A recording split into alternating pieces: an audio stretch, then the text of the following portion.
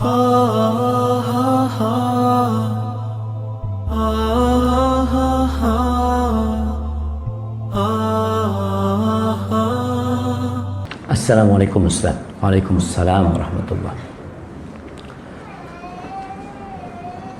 Nah, semoga semua yang ada di sini kasih istiqomah, keluarganya dapat hidayah dari Allah Subhanahu wa taala, khususnya yang bertanya hal ini. Ana ingin bertanya, amalan apa yang bisa membuat ana tidak sulit untuk bangun sholat subuh? Sebelum tidur ana berwudu dan membaca doa tidur. Jazakallah khair. Nah, subhanallah jemaah. Ada beberapa sunnah dari Rasul sallallahu alaihi wasallam yang kalau diamalkan insya Allah sholat subuhnya gak berat. Yang pertama, dilarang, bukan dilarang ya, dibenci sama Rasul sallallahu alaihi wasallam itu begadang setelah isya. Ngobrol, sekarang nggak ngobrol, yang ngobrol pakai HP, sama aja. Ustaz ana alhamdulillah, Ustaz ana sekarang kalau habis isya nggak pernah ngobrol lagi sama orang. Iya, tapi sampai HP sampai jam 11 kadang kala.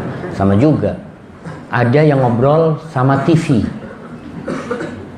Dia pegang remote, bismillah.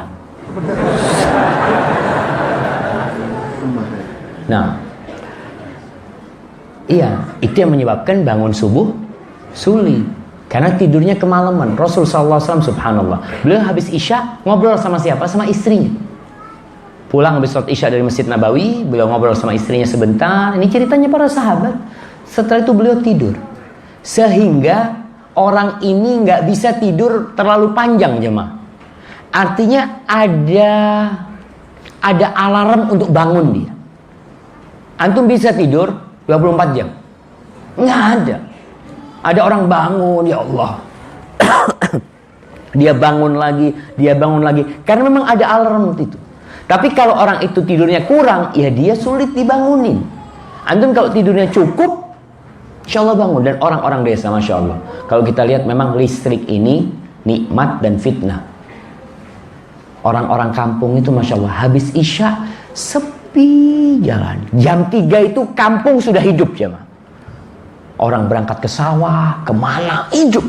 Kok bisa mereka bangun jam 3 dalam kondisi fit?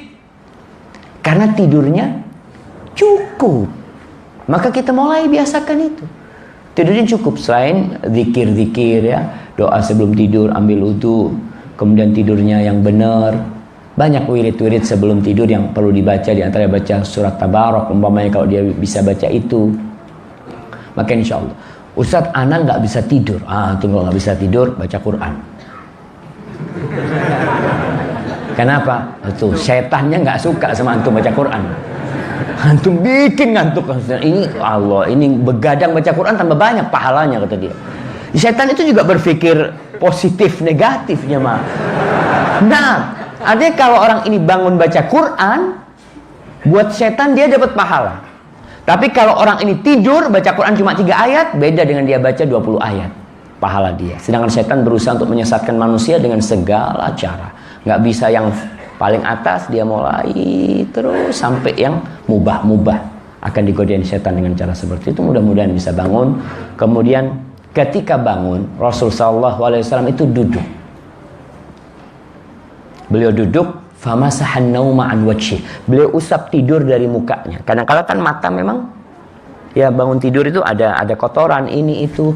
Beliau berzikir pertama, kemudian beliau duduk. Soalnya kalau kita nggak duduk jemaah, tidur lagi. Ana rasakan kalau sudah alarm bunyi, tidur lagi. Tapi kalau duduk, mau nggak mau dia sudah ada gerakan di tubuh dia. Sehingga dia usap matanya, tadi sambil baca doa, insya Allah dia bisa bangun. Dan jangan membiarkan bisikan setan. Setan kan ngomong, alaika lailun tawil, Allahu Akbar. Ana sering dengar itu jemaah. Kadang-kala kita bangun jam 3, Allah masih panjang nih, insya Allah bangun nanti 3:30. Akhirnya adzan bangunnya. Gara-gara setannya ngomong malamnya masih panjang gitu, masih bisa nambah nih sedikit. Jangan nambah, antum bangun sudah jemaah. Bangun insya Allah seperti itu. Hadza wallahu a'lam.